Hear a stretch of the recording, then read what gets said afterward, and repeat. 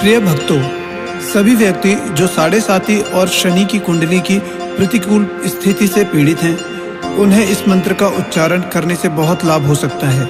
यह शनि गायत्री मंत्र राशि चक्र से शनि के सभी नकारात्मक प्रभावों को समाप्त करता है। कहा जाता है कि शनि मंत्र दुखों और कष्टों को दूर करने में सक्षम है। तो आइए जपते हैं इस मंत्र को।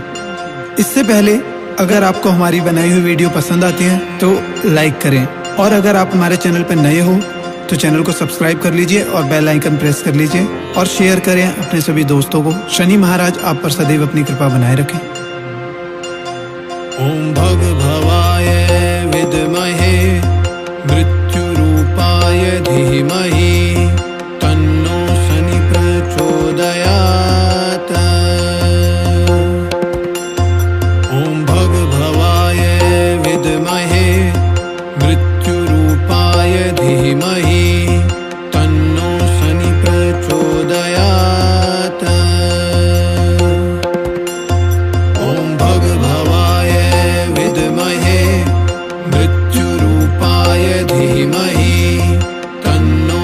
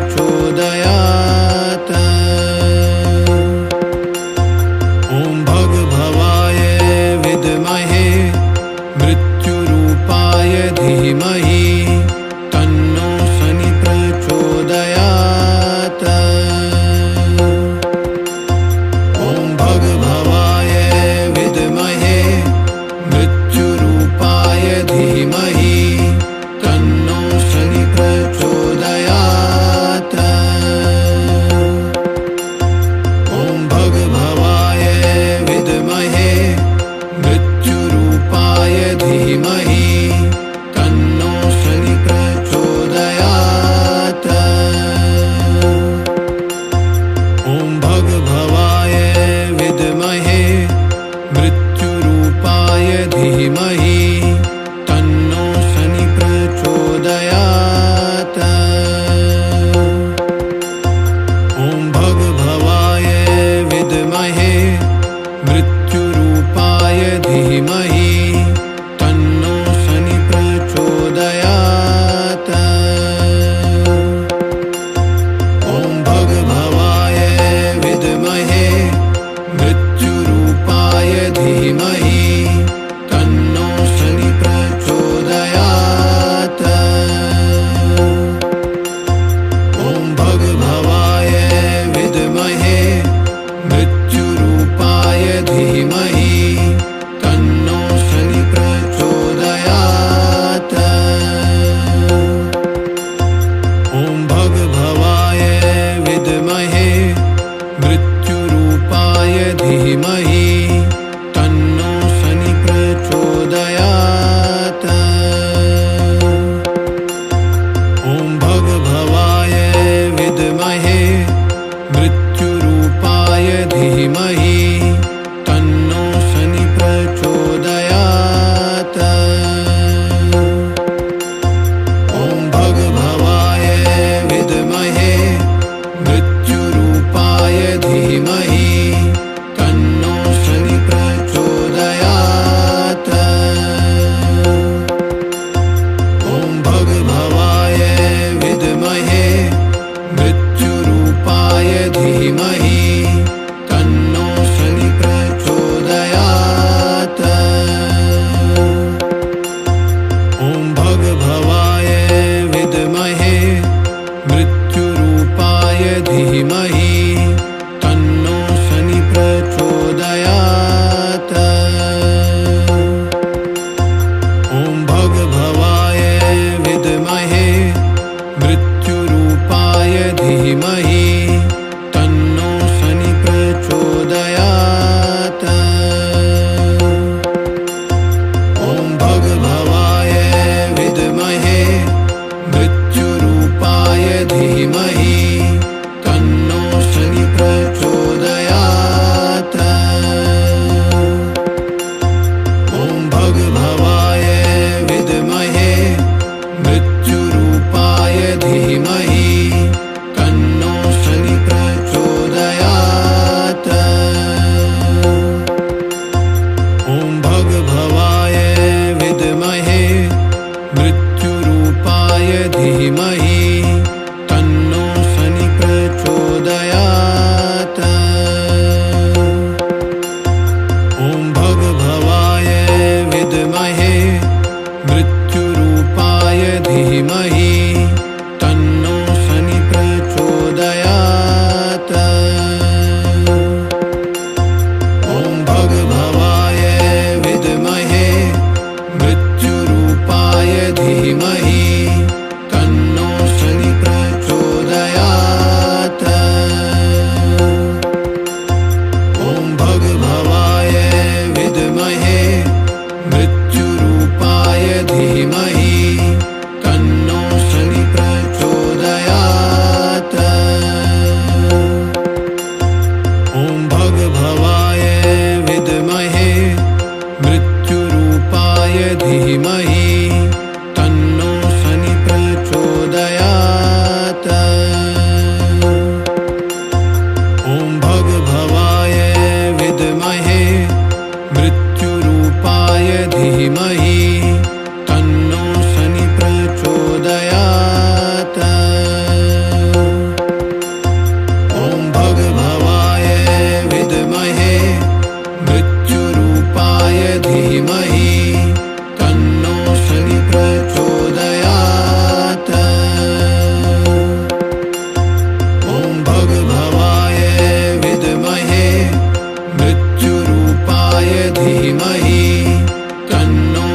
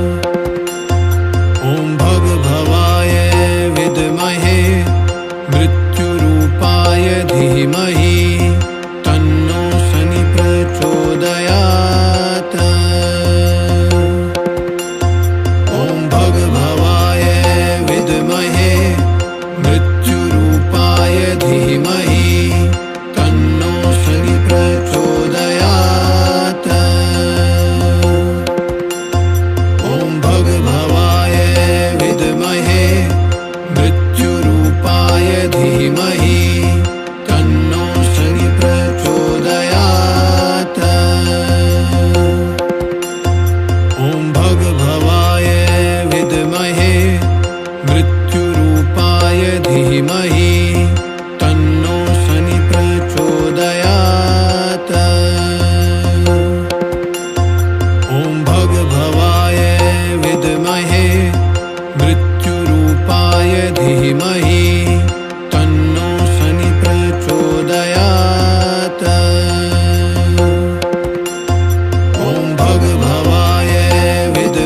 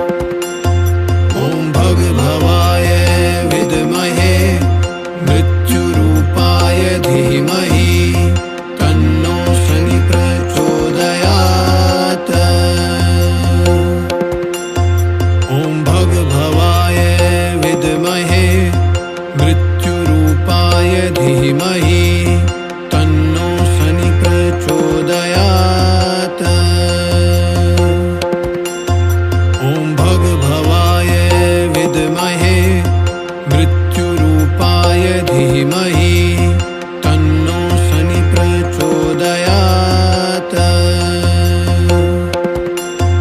ॐ भगभवाय विद्महे मृत्युरूपाय धीमहि तन्नो शनि प्रचोदयात्।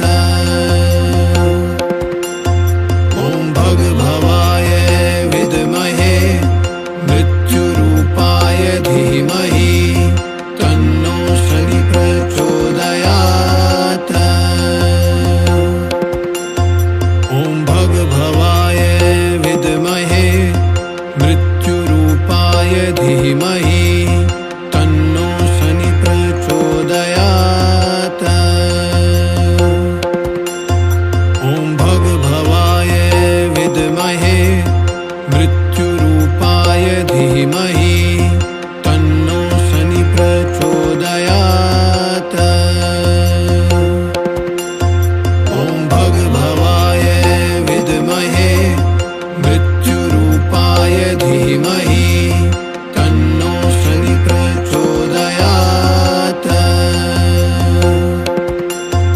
ॐ भगभवाय विद्महे मृत्युरूपाय धीमहि तन्नो शनि प्रचोदयात्। ॐ भगभवाय विद्महे मृत्युरूपाय धीमहि तन्नो शनि प्रचोदयात्। ॐ भगभवाय विद्महे मृत्युरूपाय धीमहि तन्नो शनि प्रचोदयात्। ॐ भगभवाय विद्महे मृत्युरूपाय धीमहि तन्नो शनि प्रचोदयात्। ॐ भगभवाय विद्महे मृत्युरूपाय धीमहि तन्नो शनि प्रचोदयात्। ॐ भगभवाय विद्महे मृत्युरूपाय धीमहि तन्नो शनि प्रचोदयात्। ॐ भगभवाय विद्महे मृत्युरूपाय धीमहि तन्नो शनि प्रचोदयात्। ॐ भगभवाय विद्महे मृत्युरूपाय धीमहि तन्नो शनि प्रचोदयात्। ॐ भगभवाय विद्महे मृत्युरूपाय धीमहि तन्नो शनि प्रचोदयात्। ॐ भगभवाय विद्महे मृत्युरूपाय धीमहि तन्नो शनि प्रचोदयात्। ॐ भगभवाय विद्महे मृत्युरूपाय धीमहि तन्नो शनि प्रचोदयात्। ॐ भगभवाय विद्महे मृत्युरूपाय धीमहि तन्नो शनि प्रचोदयात्। ॐ भगभवाय विद्महे मृत्युरूपाय धीमहि तन्नो शनि प्रचोदयात्। ॐ भगभवाय विद्महे मृत्युरूपाय धीमहि